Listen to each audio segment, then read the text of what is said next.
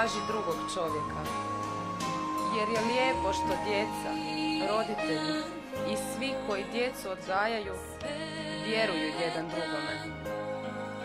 Ovo svjetlo želi posvjedočiti da postoji most do bližnjega.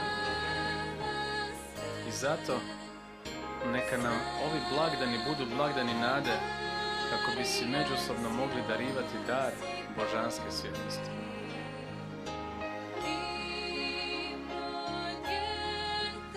Velik ću narod od tebe učiniti. Vidovnjače, idi, skloni se u Judinu zemlju. Ondje jedi svoj kruh i ondje prorokuj. Gubi se, prljavi čovječe. Kako te nije sram dodirivati naše halje? Drzniče, odlazi odakle si došao.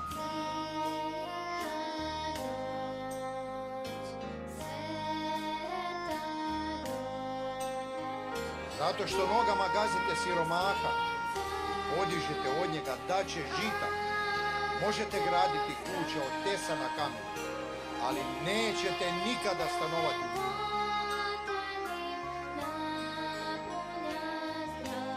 A ti, Betleme, Efrata, najmanji među knežostima, Judini, iz tebe će mi izaći onaj koji će vladati Izraelom.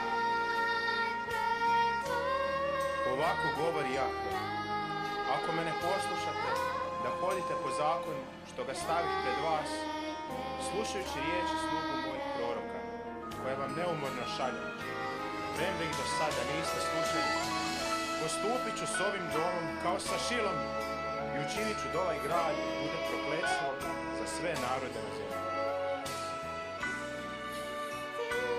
Ne boj se, Marija, da našla si milost u Bogu. Evo, začet ćeš i roditi sina i nadjenut ćeš mu ime Isus. Tamo prema polju, u brdu su staje, vlažne, hladne i bez vrata, ali uvijek su nekakvog skloništa.